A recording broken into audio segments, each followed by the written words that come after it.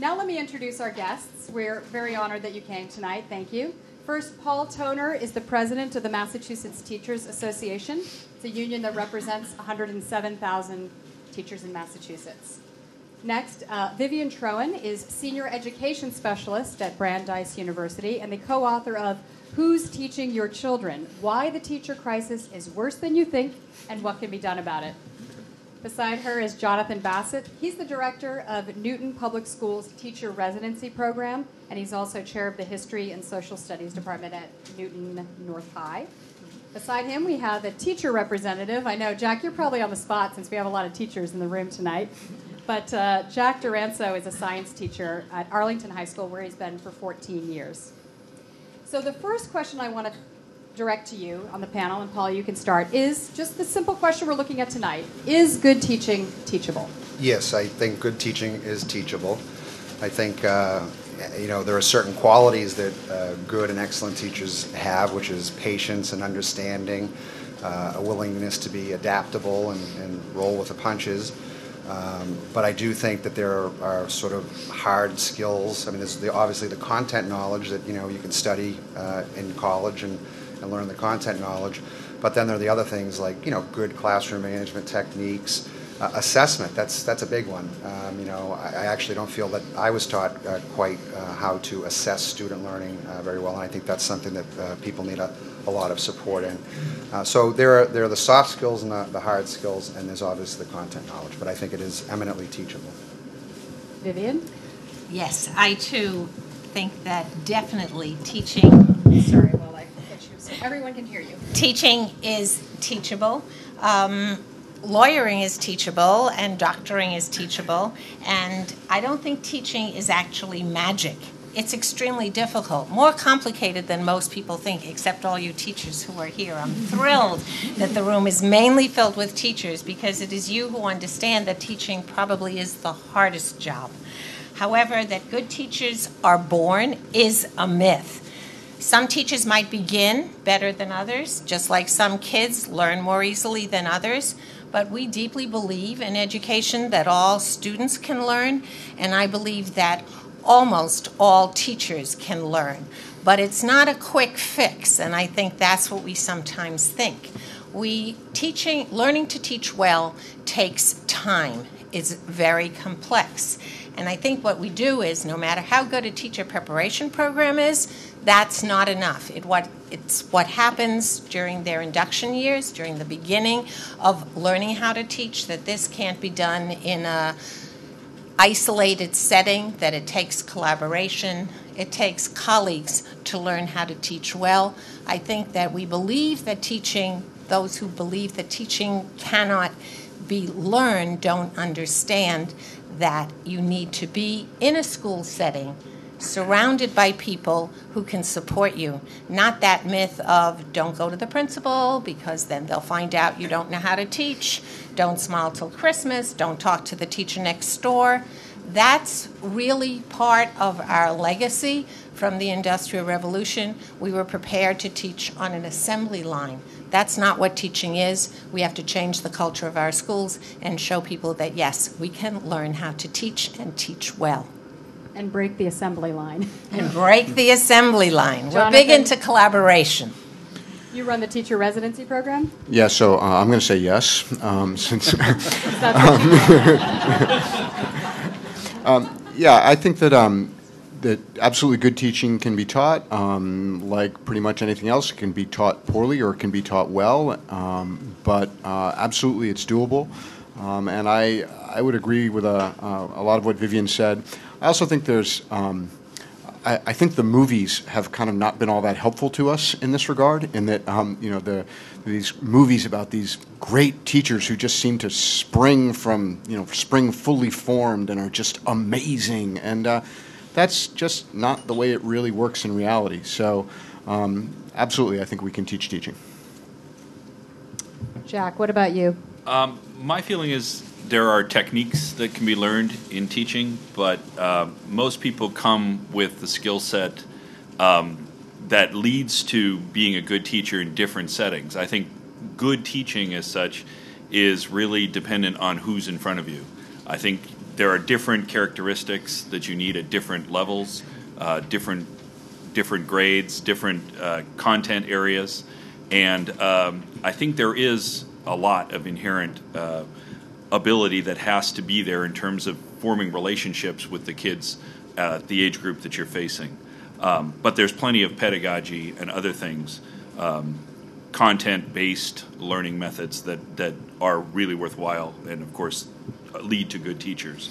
But I think that there is a lot to be said for going in with the right attitude, loving teaching. And if you're not already there, I think the main way that people learn is in situ and with self-reflection. I'm not all that convinced of how much training outside of the real workforce you actually get. So not a lot of disagreement, but I hear Jack saying that there are innate qualities that might make one teacher good and trainable, but another excellent, just phenomenal. What are these personality traits? That's what I've read, that Teach for America is looking for, that they're looking for the holy grail personality trait that says when they're in front of the classroom, they're going to be excellent. Well, I first of all, I think I agree with Jack. I mean, you don't see too many people going into teaching who don't enjoy working with young people, who don't have a passion for the subject area, but I have seen people who you do question how they ended up coming into the profession to begin with. They don't seem to have either the passion for the subject area, or in some cases they don't seem to enjoy being in the company of young people. So can you train them? No, I don't know that you can train that, but that's a quality that you have to have. I mean, I would assume that you would have that coming into the profession. And then, there are other qualities. I mean, as I said, you have to have patience. You have to be, if a lesson's not going well, you have to be adaptable and be able to, change on the fly and adapt your lesson. You have to be, as Jack said, be willing to reflect. Did that lesson go well? Did it not? And I think you have to be open-minded about what you're doing and be amenable to making those changes. So those are qualities. Now, the hard skills are things like how do you work with and engage 25 children at 25 different ability levels while you're trying to teach advanced science at Arlington High School. Those are things that you have to learn some strong skills in. And I want to go to you, Jonathan, next, though, to ask, when we're talking about good teaching, we need to talk about how to define it. And the state, as we know, is working up this new evaluation system, and one of these new criteria of evaluation will be student learning. And how much that's weighted is still under discussion, and it's caused a lot of debate.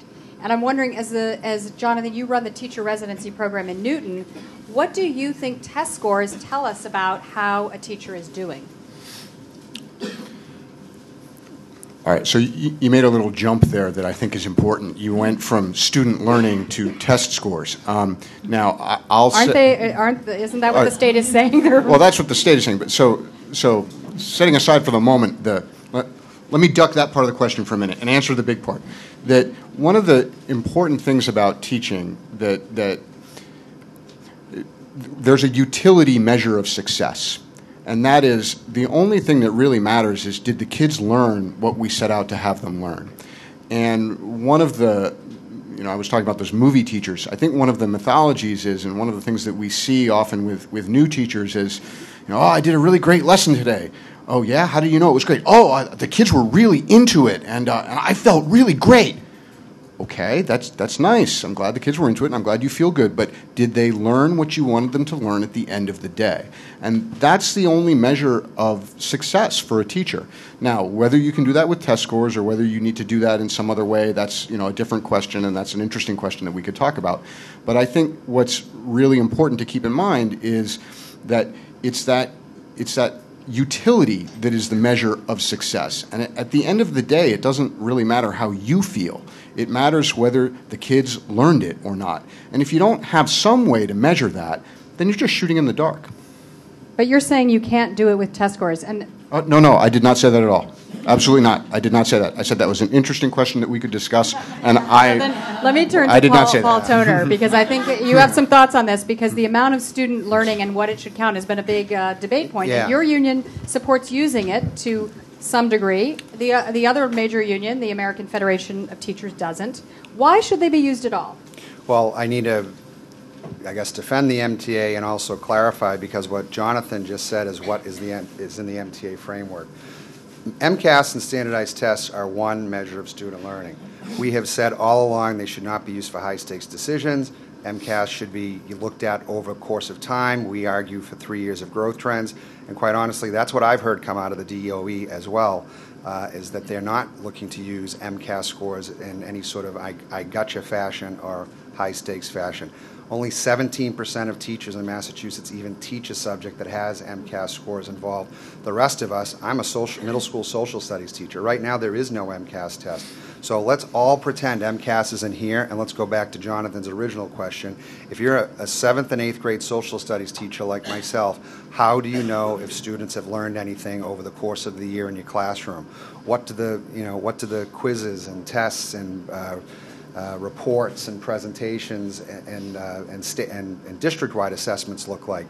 That's the hard work that's going to happen at the district level. Is superintendents, unions, teachers are going to have to sit down and say, in 7th grade social studies, these are the expected outcomes that we would expect to see. Because there is no MCAS test right now, and nobody's going to invent an MCAS test for everybody, so we have to come up with our own measures. What the DESC has said is they don't want it to be individual expectations, but there has to be team-based, school-based expectations that actually move the ball on student learning. So the MTA has been very clear we don't support high-stakes decisions based on MCAS. And actually, the difference between the AFT position and the MTA position, I can't speak for them, but it is very, very minute at this point with the regulations that are being proposed. So let's move on to what you think will make teachers effective. And what is it about, what kind of supports, or is it just training? And I think I'm going to start with you, Jack. You're a teacher in Arlington, and you're in a classroom, and you have a very full class, and you need some help. What kind of help do you need to become the best teacher that you can be, and are you getting it? Largely, I think what you need the most is professional development that actually enhances your teaching. That's not the rule, as my experience. And that's not necessarily just at Arlington. I mean, I think that's a common complaint. Often, also, like I said before, there's a lot of topic, I should say, field-related pedagogy that you just have to find that on your own, usually through education or some other means, that everyone needs to do beyond just the normal teaching education. There's specific research for example, physics education and chemistry education, and that's the kind of thing that really helps in a classroom where you're trying to measure what the students catch rather than what you pitch. What about other supports, though, Jonathan? I'm wondering what other supports, because I heard from a parent in the series who wrote me and told me what sounded just like a horror story of their son in a Boston public school, who the teacher seemed very competent and good, but there was one kid in the class who was so disruptive that it disrupted everything. And there was no support. There was no guidance counselor. There were no math specialists, reading specialists to help take that kid out and get the help the kid needed. Instead, the whole class suffered. So what are the other supports school-wide, Jonathan, that you think are necessary? Well, Vivian's actually done a lot of work on this. That I think one of the things that and Paul mentioned earlier that the quality of liking kids. Well, it's a lot easier to like kids when you're managing them well, and I think that we probably burn out people unnecessarily early on because we don't give them the kind of practical preparation they need in classroom management and lesson structure that helps to provide a kind of a clear framework within the class so that the students know what's expected of them and they're held accountable for doing it. So first thing I would say is just practical preparation in those sorts of skills. Second thing is mentoring and collaboration, collegiality when people are first starting out in their careers. It's it's a strange profession where we treat someone in their first 3 years exactly like someone who's been 15 years in, with the same course load and the same level of responsibility and the same independence.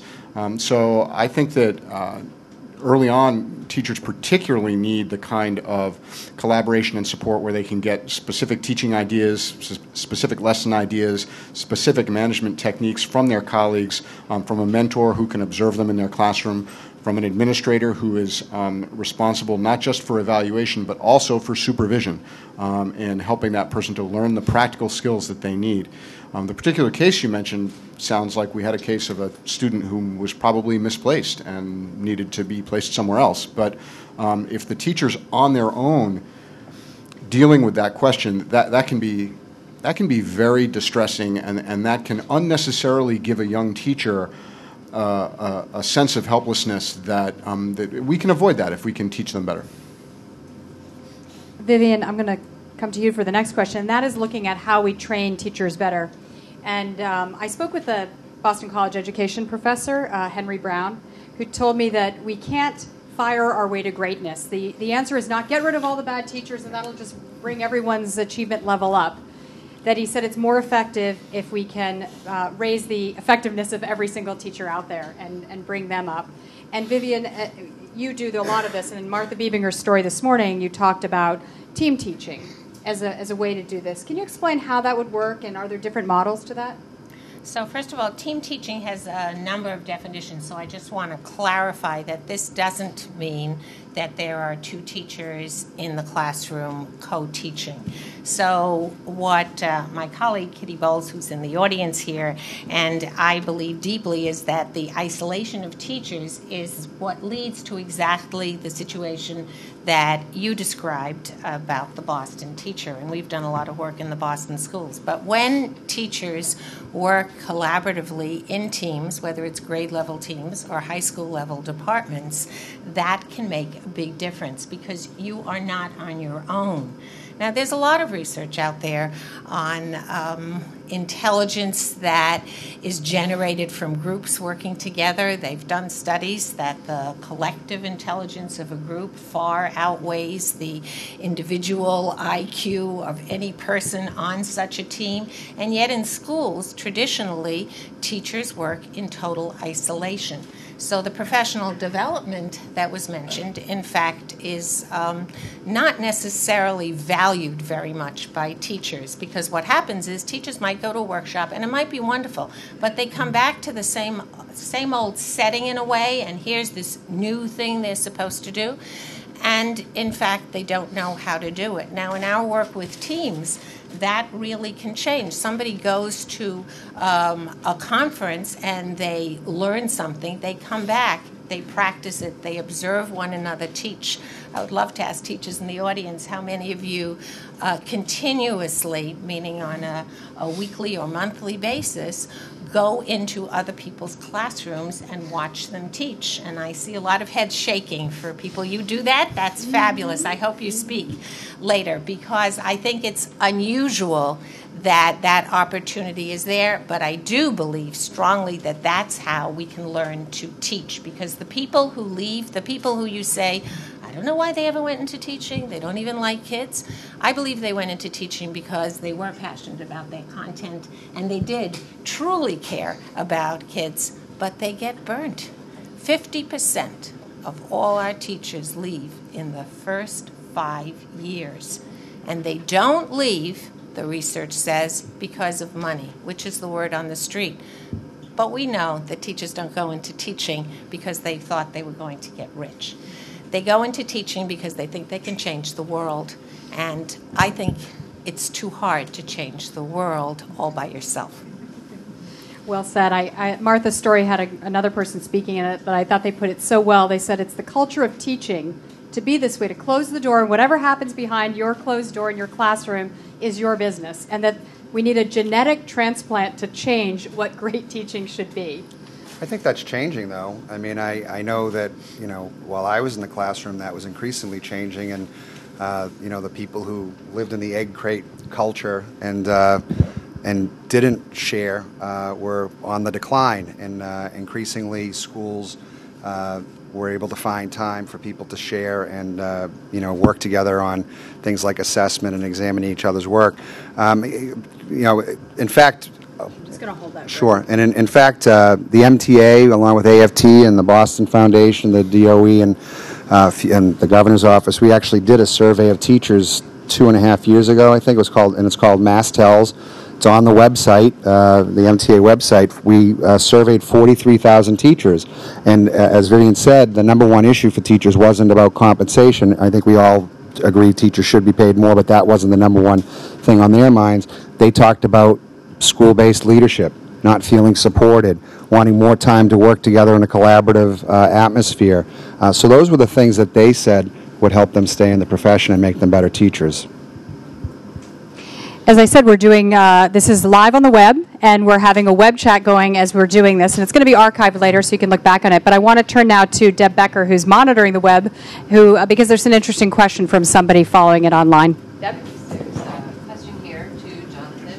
Can you hear me? I can yell. There's a question here to Jonathan Bassett. It says, what Mr. Bassett failed to mention in terms of classroom management is the importance of the administration. I don't know if we have any administrators in the room, so maybe this will turn into an administration here.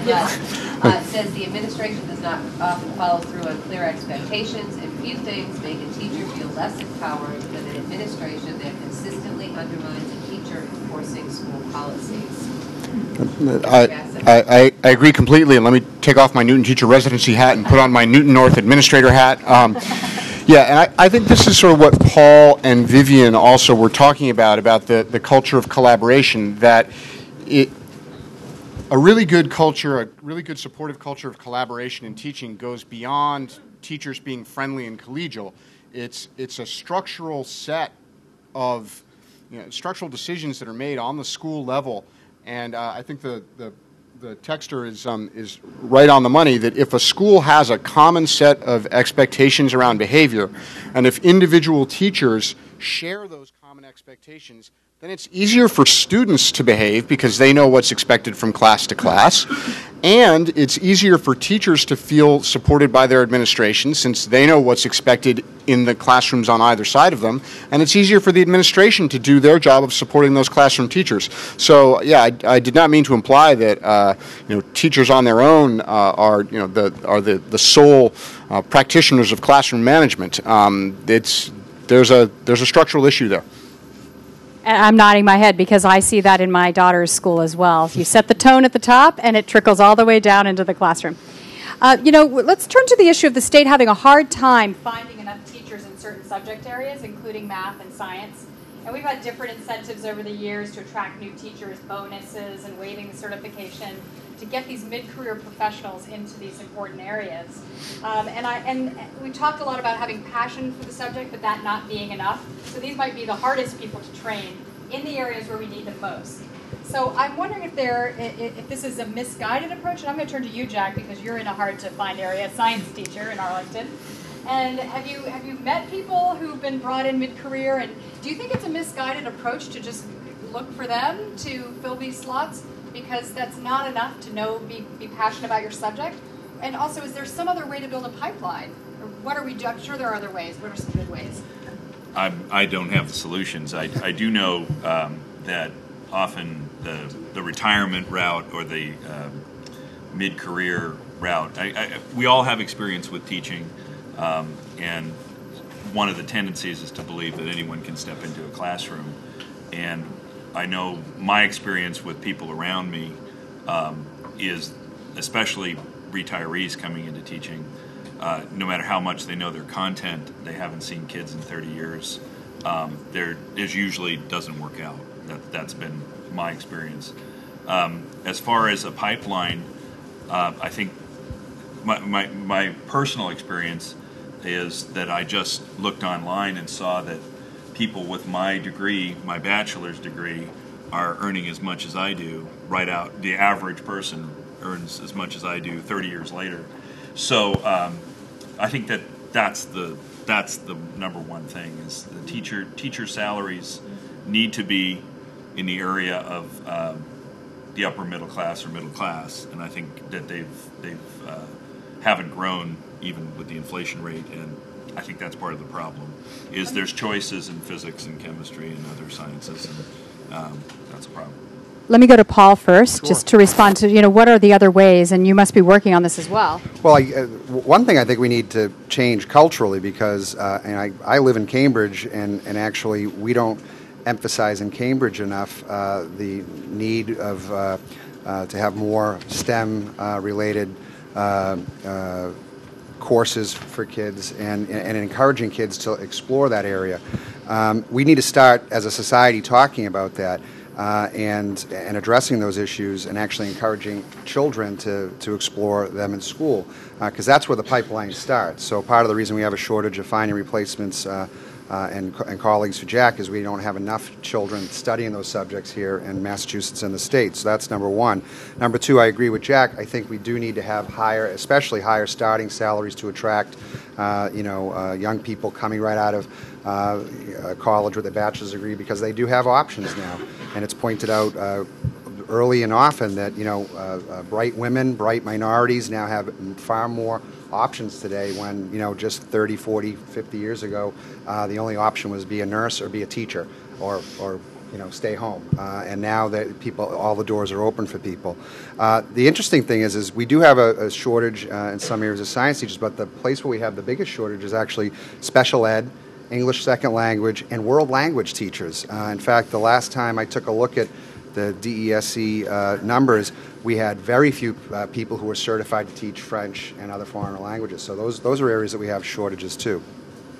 Vivian, you wanted to add something? Well, I wanted to respond to what Jack said. I've taught a lot of mid-career teachers, and they're not going into teaching for the money, actually. They're going into teaching because they didn't feel satisfied with their first jobs. But what I think happens so they come in with lots of passion and lots of optimism. However, what happens is they are in this isolated setting, and in fact they haven't seen kids in 30 years, and they really don't know what to do, because they're surprised by what the students do in the classroom. Again, not to sound like a broken record, but I do believe if we really inducted these teachers in teams where the entire team is responsible. So, for example, the history department is responsible for all the students who take history at Newton North, not only for the set of students that I'm teaching American history to, but for all of them. If a science or a math teacher had that kind of support when she or he came into schools from colleagues, from everyone, that would make a big difference, because it is the pedagogy that they're lacking, and that, I would suggest, doesn't necessarily happen in pre-service, but happens on the ground with support of a mentor and somebody to really walk them through. Then you can compare teachers. Well, Vivian, it does happen in pre-service if you do a solid residency program that actually puts you in the... Amen. And we collaborated on that, so that's touche. No, I mean, we've worked with mid-career people in the Newton Teacher Residency, and we've had some success. It's the interesting adjustment is, honestly, it's really hard to be in your 30s or 40s and have been reasonably successful at something, and then start teaching and find out that you're just not very good at it at first. And I think that goes back to the original question, that can good teaching be taught? Yes, but it needs to be taught.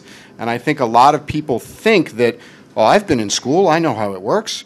And I think it can be a very cold bath for the mid-career person who starts teaching and finds out that it's really tough.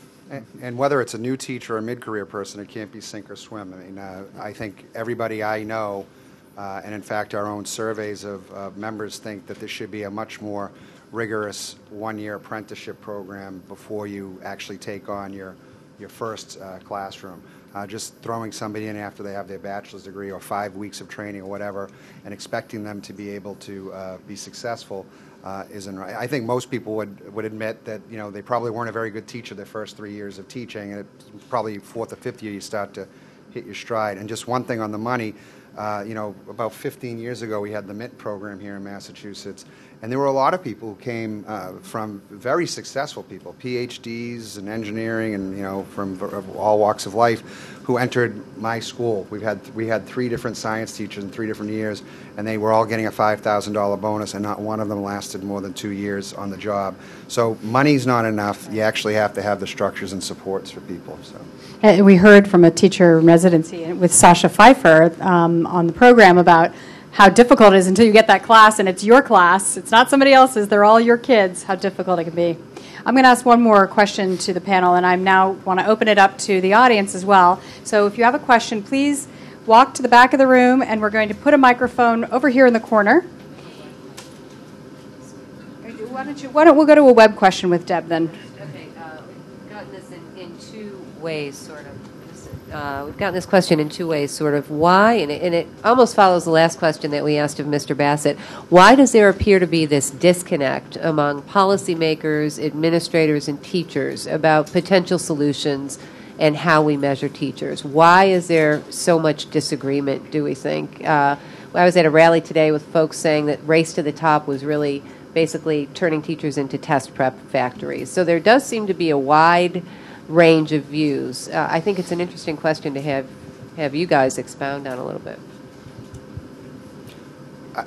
Well, I would say here in Massachusetts, actually, when you're actually in the meetings and having these conversations and you have forums like this where you can talk in more depth about the issues, there's not as much disagreement. But if it's about whatever the headline is in the local media, there is disagreement. And that's when the letters to the editor and the op-ed start flying. So I actually think that the task force that's put together they came together to put together a proposal for a new evaluation system was actually pretty single-minded about standardized test scores and MCAS scores should not be used for any high-stakes decisions, that this should be, as Jonathan said, about our children learning in the classroom and how do we measure that. We can't say things like, I taught it, so they must have learned it anymore. We actually have to look to see through assessments whether children are making progress. But the proposal that went forward from the task force, and I hope will come out of the new DSE regulations, will be very much based on observation of teacher practice and using student learning outcomes, just sort of as a validator to see if things are going in the right direction. Okay, so let's take our first question from the audience, and I'm going to ask you to step up and tell us your name and your affiliation, if you have any affiliation, or student, teacher, whatever. My name is Sarah Masarski. I am a student right now at Syracuse University. I am also the VP of Marketing of the Experimental Business Club, and we have teachers, professionals, architects, businessmen, and women, and coincidentally, we also had a similar panel discussion. It is going to be broadcasted on Friday at 2:30 p.m. and Thursday at 9 p.m. on Newton TV, and it is about the education problem. And a former student of 2 prominent teachers, they had a debate, and it's very interesting, and you should check it out. The schedule is on EABC.TV. Do you have a question for our panel? I do have a question. Good. I do have a question. I am a former student of Newton South High School, and I loved my math and science teachers. I really did. However, I went to an after-school program called the Russian School of Mathematics, and it wasn't because I didn't like the teaching at Newton South High School or Newton schools. It was because of the curriculum. And my question is, what do you think is the correlation between a curriculum problem in the education system versus just the teaching problem? Since Jonathan, you represent all things Newton, I know you're Newton North, but Newton still, North. you're in there. You're in there with the curriculum and where it meets where the rubber hits the road in the classroom. I think it's actually a very insightful question and a very interesting question.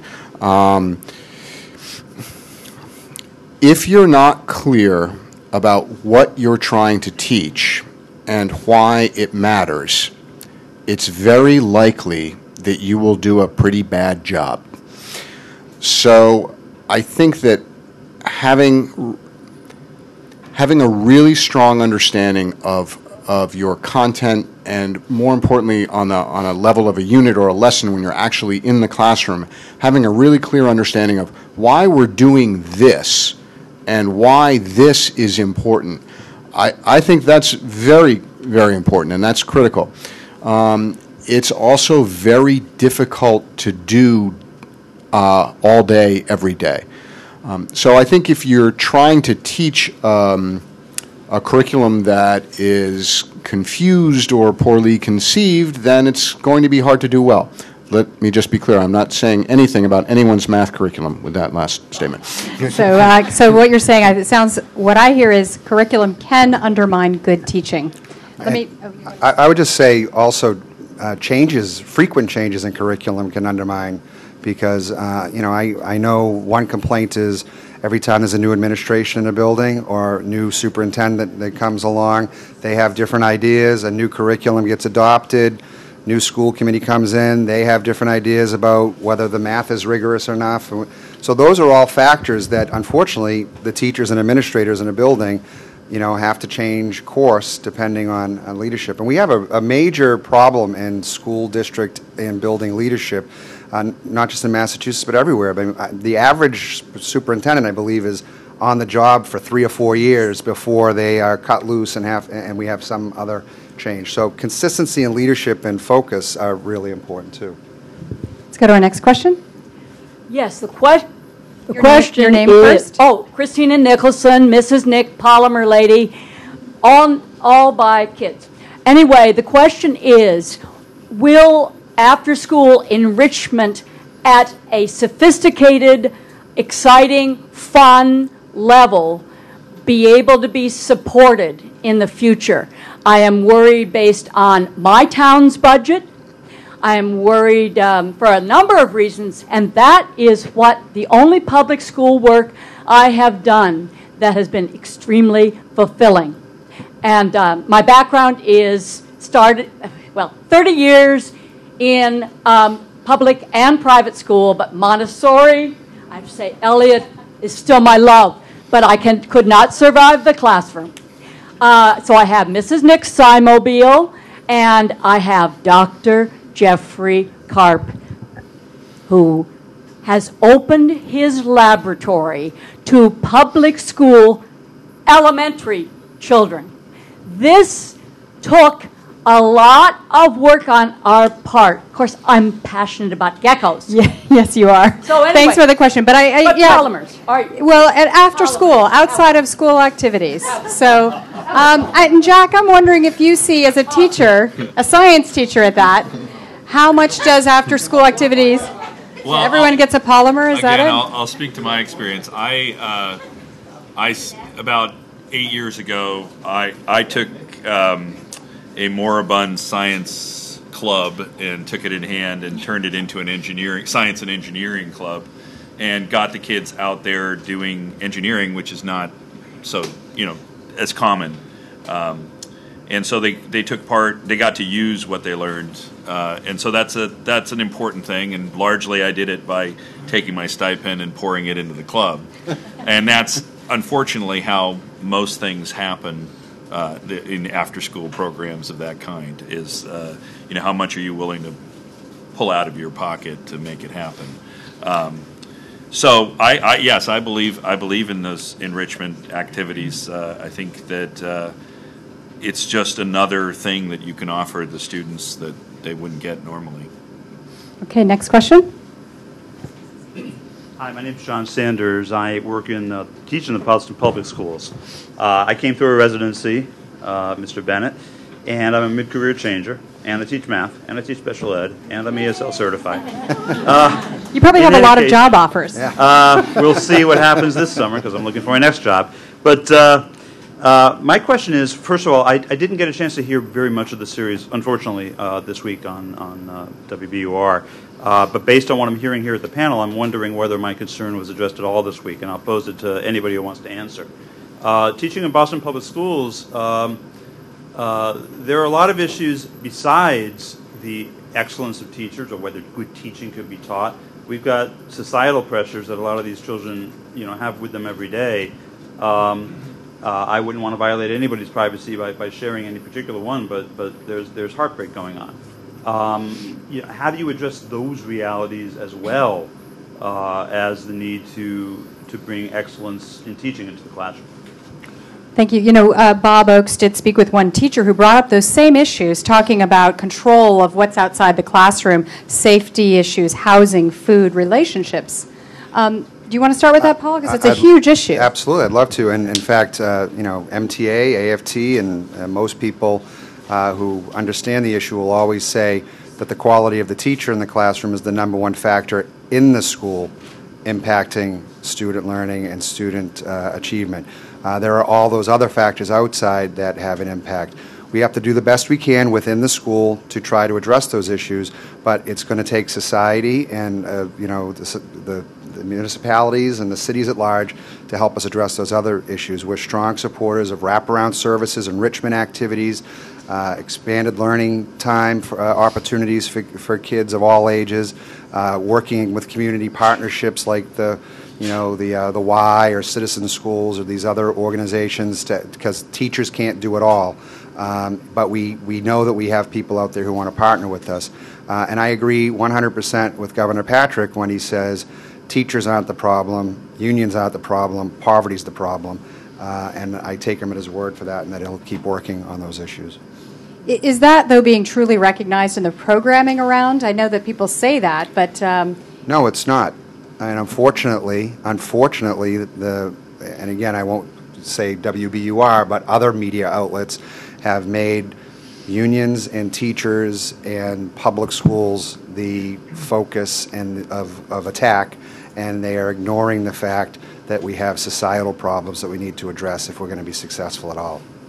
And there are programs where schools are actually the locus for supporting children and families. They exist. It's just that we don't. So it's not that we don't know how to do it. It's not as if this is a problem that we have no idea.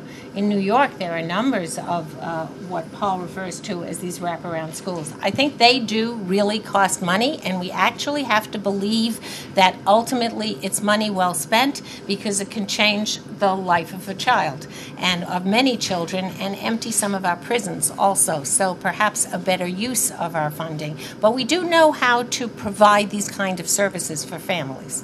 I know there are some in Cambridge, and Boston is expanding that program as well. So it's a very good question. Next. Hi, my name is Peter Meyer. I have a lot of affiliations. 2 of my children went through the New York City public schools. 2 graduated from Newton schools, 1 from North, 1 from South. I'm a career changer, and I taught 15 years at Madison Park Technical Vocational High School in Boston. Oh, all right. So, my concern really has a lot to do with the whole issue of high-stakes testing.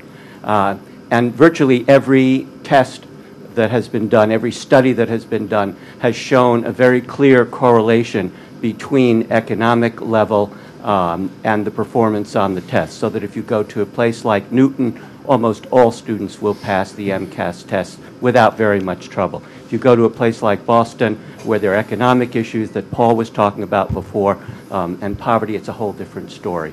And I don't really see any way to get around this than by early childhood education. And I don't think we've discussed that enough, and I don't see any way around it. My kids grew up in a household where there was reading, where there were books, where there were magazines, where we took our kids to museums and cultural events. And if parents come from another country, or they don't have the money because they have 2 or 3 jobs, their kids don't get that advantage. And we've got to do something to address that issue.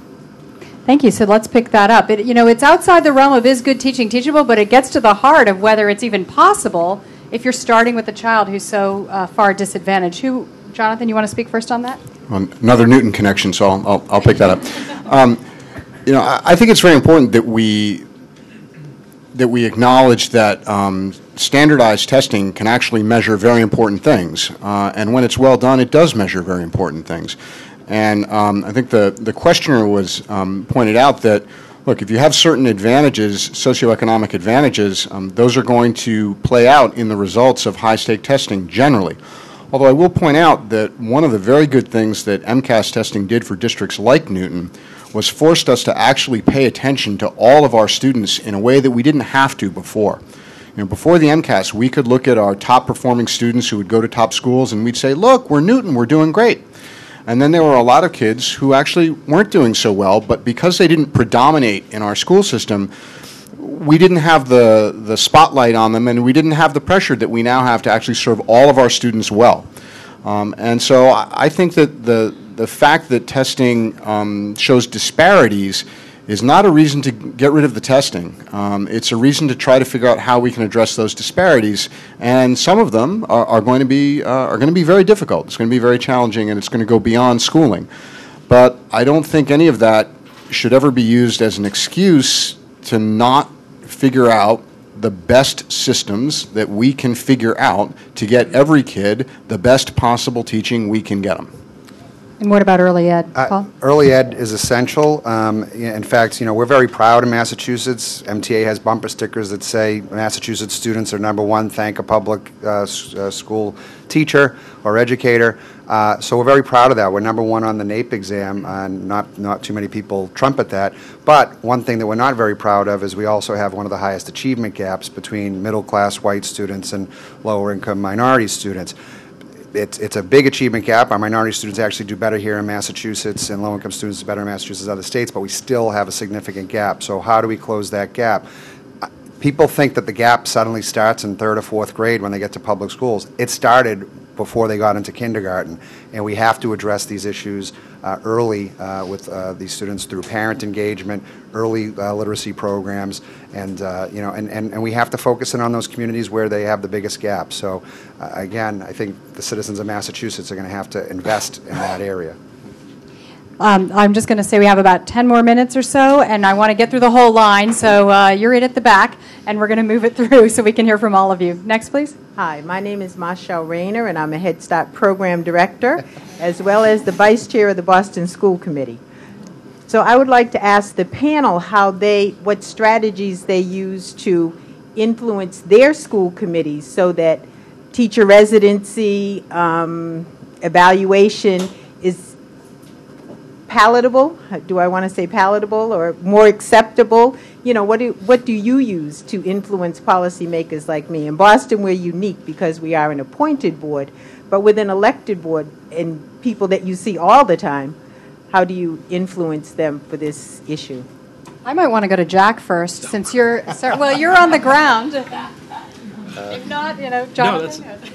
No, I feel that there's a complete disconnect between teachers and school boards and any decision-making bodies. I don't see information traveling that way, and honestly, that's the same problem you were discussing earlier with political decisions that are made with regard to education. They're usually made without any teachers involved.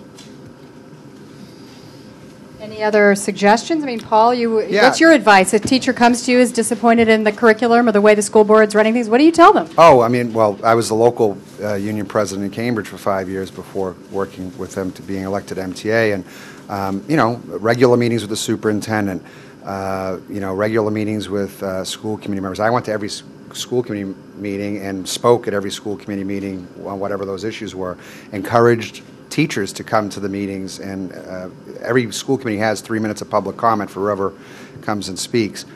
So you do have that opportunity. But in addition, I would strongly suggest that you reach out to them outside of the school committee meeting. They want to hear from most of them do. Maybe not. Maybe some don't. But again, I don't know why you get on a school committee if you don't actually want to help improve the schools. So through the election process, if somebody is not like that and they aren't being supportive of schools and proper decisions, obviously you have the opportunity to change the dynamics on the school committee. Next question. Hi, my name is Wilpoff Webster, and I graduated from the Boston Public Schools last year. And I work for the Boston Student Advisory Council, which is a group in Boston promoting student voice in education. And I'm just wondering, I think a really crucial part of this conversation is making sure that students are involved in making their educators better, because they're really the ones in the classroom, they're the ones that are really affected by this education. And this past year in Boston, actually, BSAC proposed and the school committee signed this legislation to create friendly feedback forms so that teachers would get feedback from their students once a year in December and would have time to improve based on student concerns. So I'm wondering what role you all see students as having in improving education. I'd like to answer Vivian, that go because ahead. I think students should have an important role. And for example, I'm sure you're aware that Tom Kane, who's been working on teacher evaluation, has an entire form for students to fill out. And I think it raises the consciousness of teachers also. I think students should also be involved in school committees. I think that's really important. You need to really think about what is the political frame in order to change schools. And I think there's an important role for students as well as for teachers, because I think we teachers often are too busy to think of ourselves going to school committee meetings after all the other things that we do during the day. So, however, teacher leadership is now becoming more popular, and people are going into teacher leadership where teachers can actually learn more about policy making and become members of policy making committees so that there isn't so much disparity between policymakers and what teachers are doing on the ground. And the same thing I would say is for students. Congratulations for having done that. And Jack or Jonathan, do you trust what the students say about your teaching, or does that scare you? There is a lot. They will be considered to some degree. They could be in these new regulations for teacher evaluations. I think that this sounds like a great thing. This idea of a friendly review. No, by and large, I don't think it's a good idea because. What happens when you have something like rateyourteacher.com or something like that is you get kids that are not happy, which of course is going to happen to anybody, and so you get a very skewed view of what's happening. Also, I know this is not going to make me popular, but I honestly don't think students are equivalent to teachers, and I've been on many committees and things like that where there's one teacher and one student. And I just don't think it's appropriate. We are if you want to look at it in a business setting, we're the middle managers. I think students should have a voice, but I think, for example, on most school committees that I've seen, the student representatives, there's usually two of them. There are no teacher representatives on a school committee. I just don't think it's appropriate. I think it's great that they get involved in their own education, and they should speak up, and that's wonderful. But I think that there's a feeling that student voice is actually something really important, and I disagree. Okay, next question. There you go. Hi, my name is Deborah Donahue Keegan. I taught at the high school level for 8 years, and now I'm adjunct faculty at both Wellesley College and Tufts in the education departments, and so work with pre-service in pre-service teacher education. Through the neuroscience research over the past few years, especially, there's all kinds of evidence to show the inextricable link between emotions and cognition, and that social and emotional learning is really key to academic achievement. And in Massachusetts, by June 30th, the state will be publishing social and emotional learning guidelines, and this is as mandated by the anti-bullying legislation. And I'm wondering how all of you see that these social emotional learning guidelines could gain some traction in pre-service education, professional development, to have ultimately a positive impact in schools, to help teachers to be social and emotionally competent, and to help students to develop core social and emotional learning competencies. Paul, you want to start? This is the first I'm hearing of the report. I'm sure that it's going to have, very important implications, and I'm sure that we would agree that social emotional growth of students is very important. The tough part's going to be, okay, now we have to build that into the teacher training. Now the teacher has to be responsible for the social emotional curriculum, etc. And I'm not against it, but we need to figure out how we're going to do this. I have to tell you, the bullying legislation, MTA supported it. I support it 100%. Some of those stories I read last year about what happened in some schools brought me to tears as the father of a 12-year-old. But now that the law is out there and being implemented, it has added a whole nother list of things to the teacher's plate and to the administrator's plate. What's bullying? What's just, foolish name calling, etc. So I want to seriously address the issue you raised and figure out how do we build it into the training program for teachers, and how do we actually implement this new curriculum that may be coming along. I'd want to ask Vivian, how important is teaching to the social and emotional well-being of a child? And is it something teachers are already trained to do or should do more of? I don't think they're necessarily trained or prepared to do it, but I think there have already been the responsive classroom. There are lots of curriculum out there. Wellesley actually has developed, trying to think of the name of it, nevertheless, a social, right, Open Circle, a very fine curriculum that teachers have used for many, many years.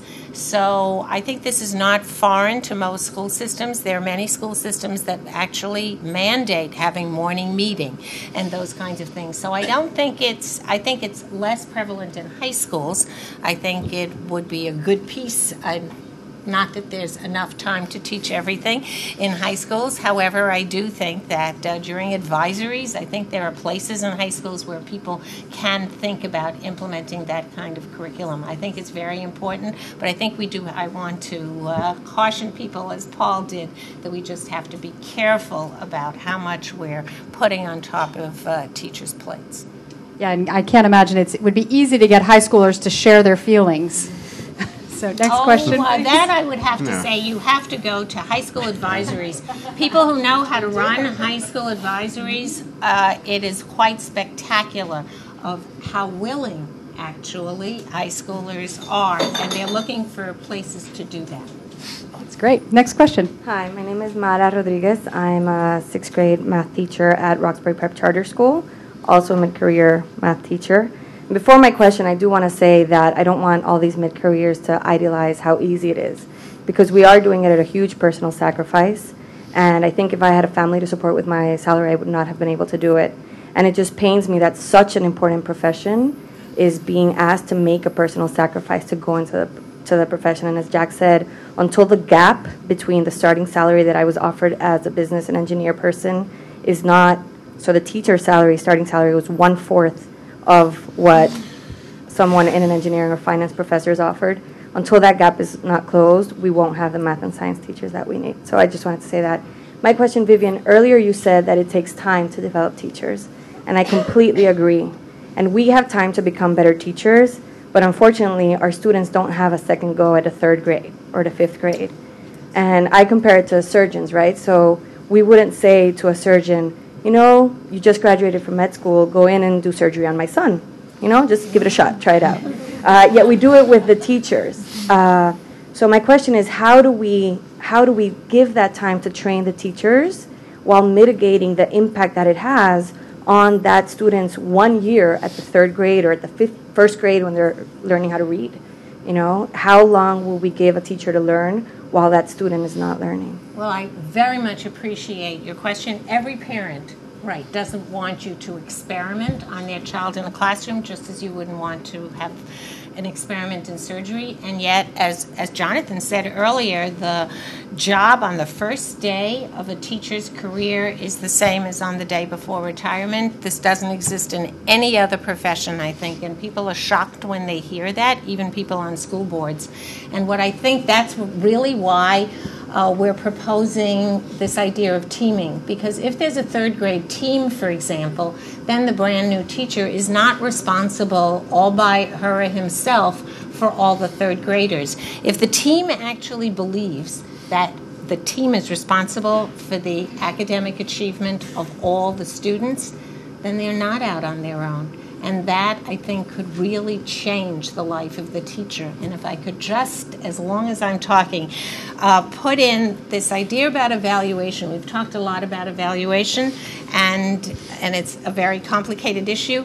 But as long as we evaluate only individual teachers and individual teacher performance, then we really will never change the culture of the classroom. If we would think of evaluating a team, the 3rd grade team, then really every teacher would care about the brand new math teacher on the third grade team, because it would affect all of us. And I think that policymakers have not thought about the importance of evaluating people that way. And that's because we've all been to school. It's so hard to change schools because everybody thinks they're an expert. And that's not true in other professions. We don't think we're an expert surgeon, but we're an expert in schools. Very interesting concept. Next question. Hi, I'm Alyssa Goodman. I'm an astronomy professor at Harvard, but that's not my credential here. We run an outreach program where we go to schools and we use a particular computer program to try and teach STEM in modules in local schools. And in doing that, I've spent a lot of time in classrooms, and I also have a 13-year-old daughter, and I've spent some time in classrooms at her school. So those are my credentials for this question. Okay. So what I find actually in my own work is that project-based evaluation and long-form evaluation, if you will, is more effective at understanding what somebody really knows than tests. I also see how little time teachers have to prepare lessons and to grade papers and whatever, and I so understand that grading quizzes is easier than grading essays. But what about kind of changing the balance of worksheets and quizzes toward more project-based creative learning? You've got my support. But is it hard to do? I think it sounds a lot harder to do and needs maybe the support of coordinating. groups. Yeah, I mean, as a middle school teacher who did lots of projects, and every month we had our project. In addition, worked in some quizzes or essays and things like that, shorter term assessments. But it's what the kids usually enjoyed the most. It's usually where they learned the most. But it's also, I mean, you're talking about.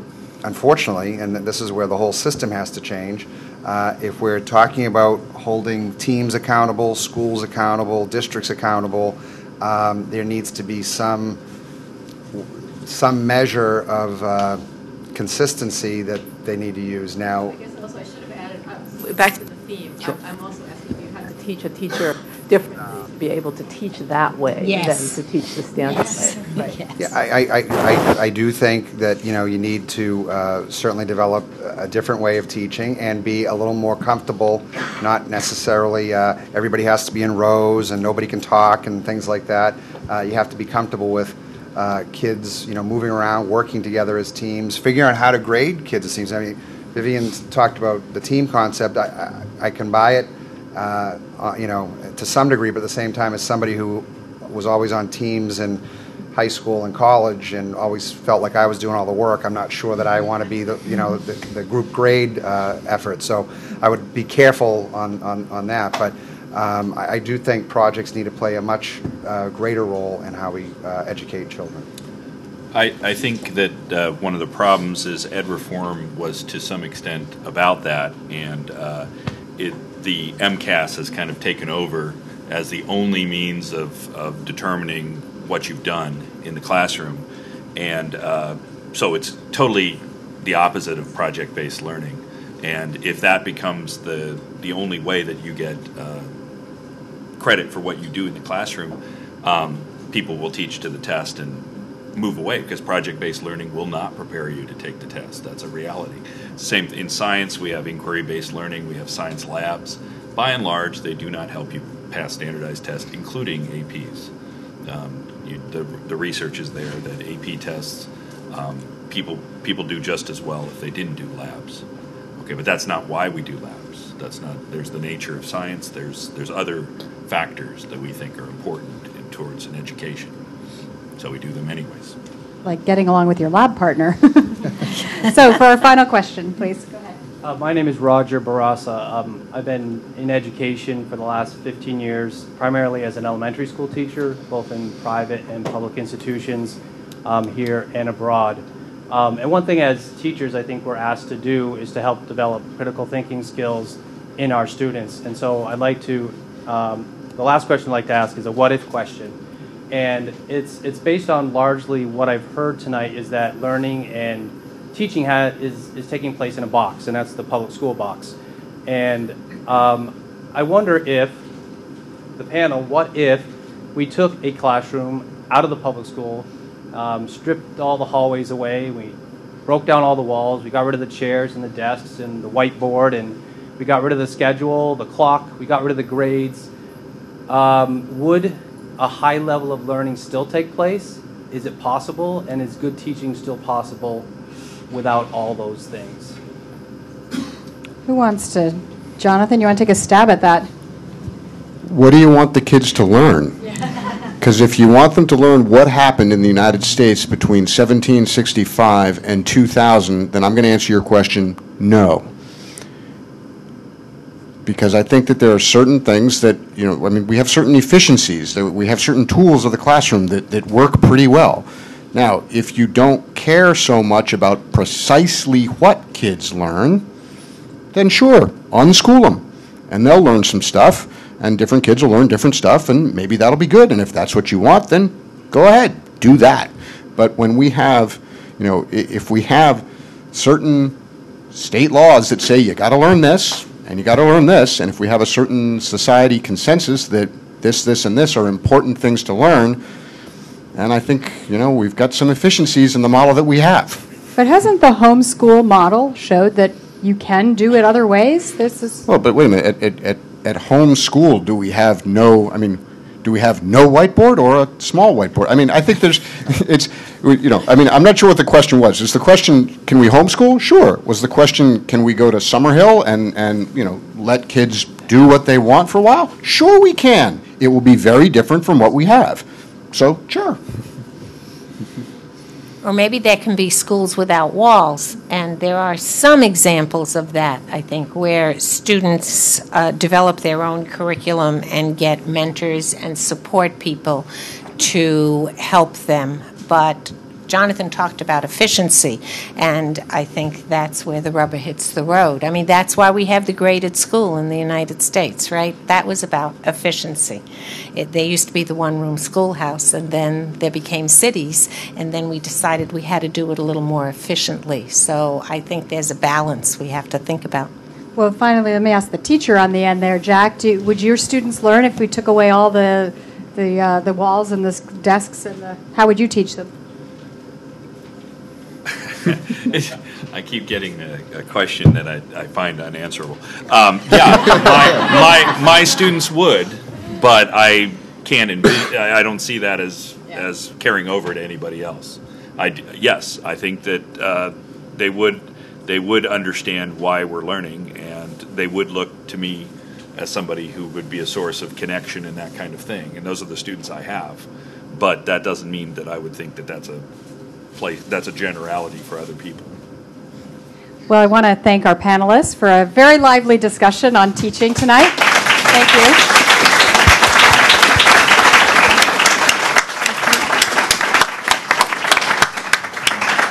And I'd like to remind all of you that we've been live webcasting this, and it will be archived, so you can go back and watch it again if you'd like.